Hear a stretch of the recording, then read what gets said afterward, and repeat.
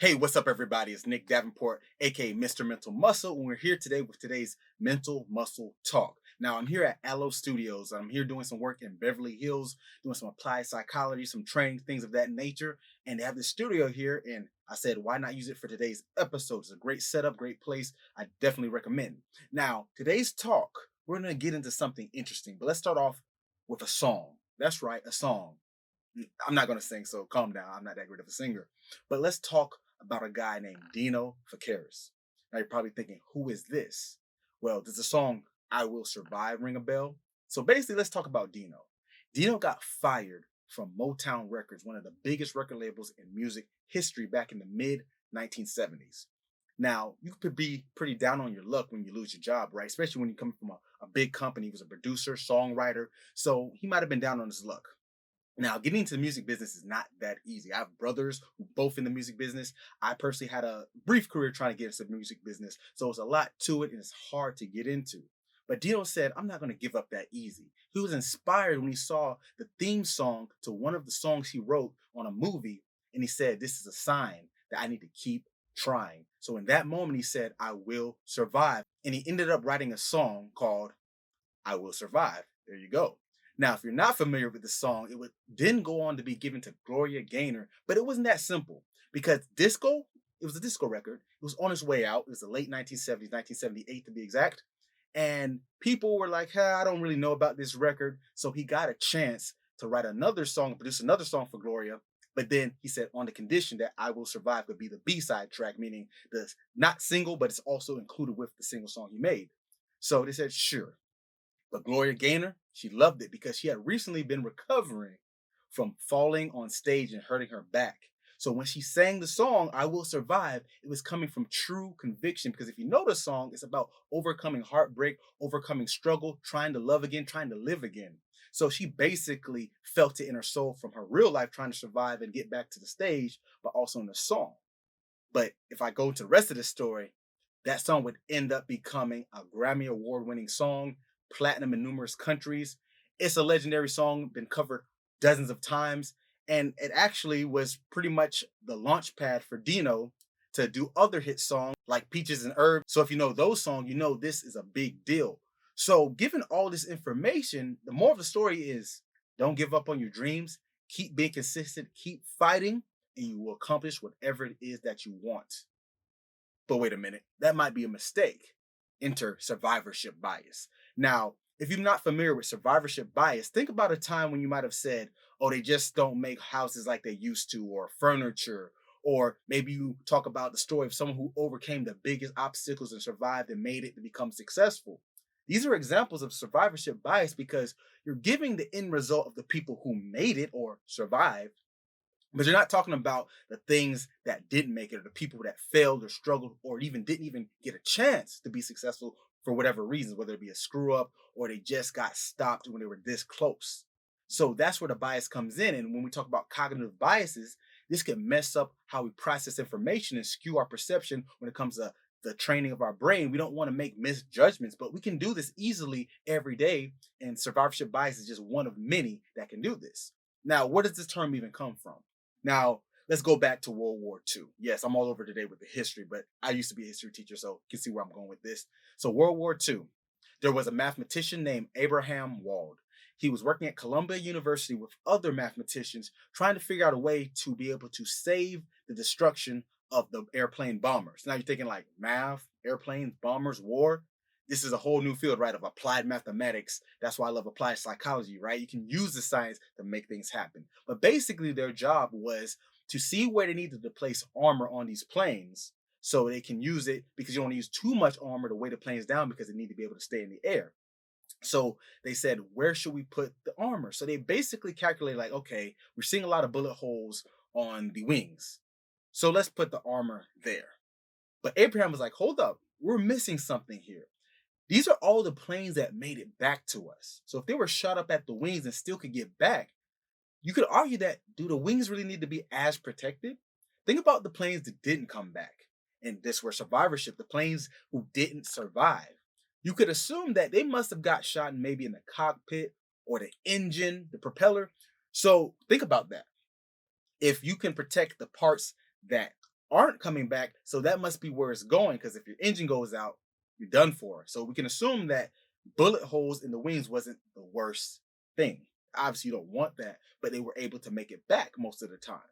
So this outcome that he saw laid the foundation for survivorship bias, which could be put on to other things. Now, think about how this could be utilized in your everyday life. It kind of makes you overly optimistic, right?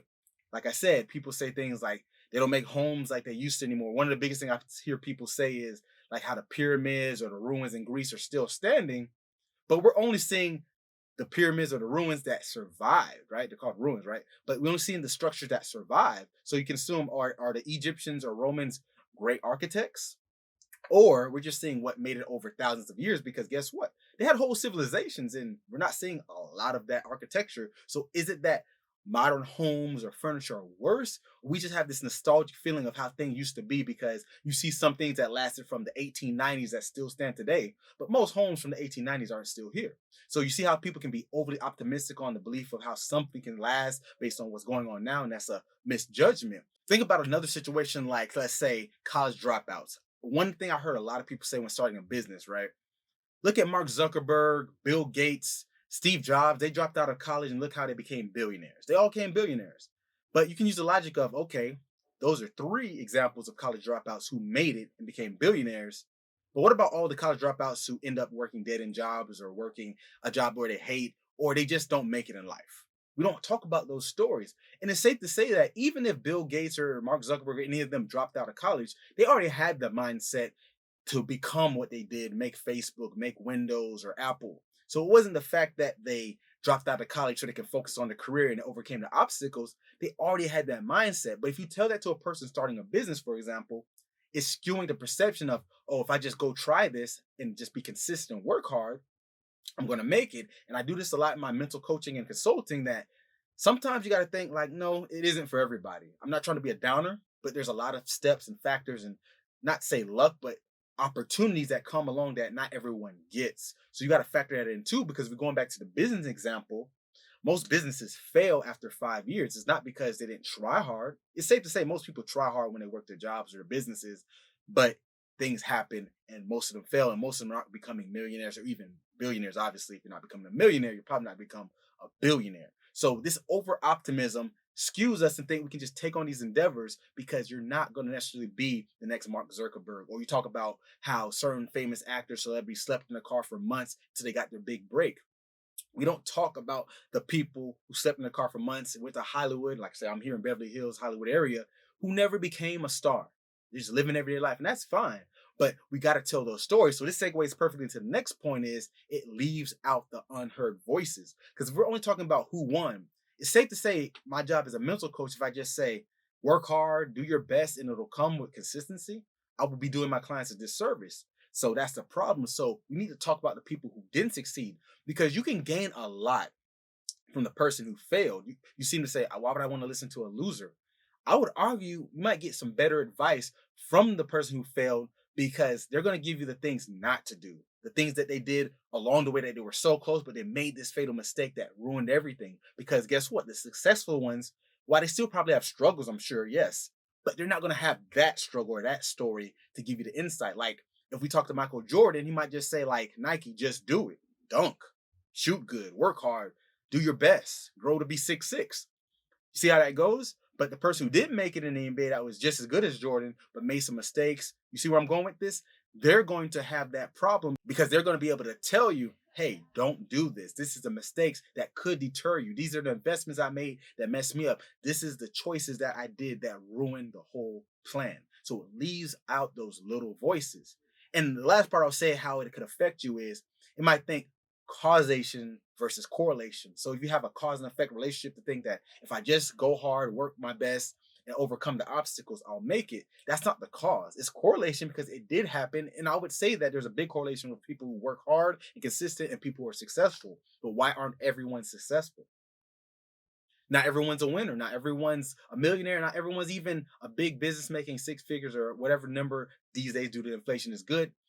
It comes down to the fact that you cannot predict the outcome simply by hearing the successful stories that made it. So you need to think wisely when you make a decision when it comes to overcoming the obstacles or overcoming the odds, because not everyone who made it, who is successful, can always give you the full story. Some people withhold things because who wants to go to a motivational speaker who only gives negative outcomes? Obviously, they're going to give their story of how they overcame, but there's some information that is not being shown in most cases. When people give it, it's usually a little bit of confirmation bias because we tend to go with the things that we already believe in. So while we push the things that aren't really on the side of where we're at, and a lot of people just don't want to think negative. In my practice, I like to push the negatives, not to say you stay there. I'm big on addressing them, acknowledging the negative, but never stay there, because once you got the negative, you can get out of the cycle of your own survivorship bias, because you can think about all the times you did things wrong, you can think about all the times you did things right, but there has to be a fair balance so you to achieve what you need to do. So the best way to overcome survivorship bias is to basically ask what's missing.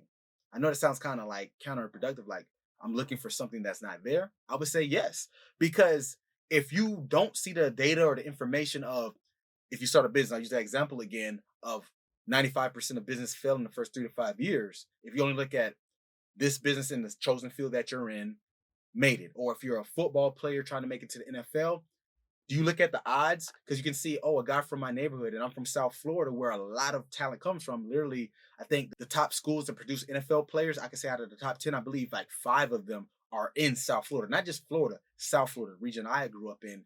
So if I said, I know 40 people in the NFL that I either played against or with, which I do, should I say then making the NFL is easy? No, I'm only seeing the stats of the people who made it, right?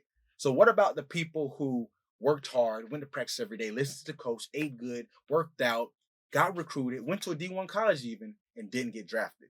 What about those guys? What story are they telling? So it'd be kind of, I want to say naive to think that it's automatically just do the hard work and you get there, because based off that statistic of where I come from, anyone can make the NFL. But the true statistics are that only about 1% of high school players are going to go to college level, and only about a 0.05% are going to make it to NFL. You're talking about hundreds of thousands of people when there's only about 200 slots or so within the free agency per year.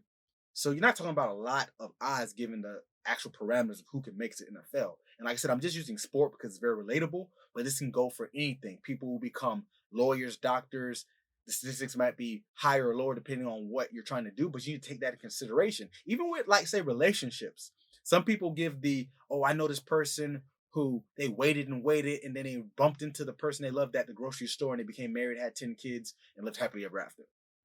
Guess what? Waiting might not be the best option to find your ideal relationship. I see a lot of people, they'll say, I'm waiting for my guy to come, or my girl, my person, whatever, and it's going to be the right time, the right person. Name one thing in life that you just wait for.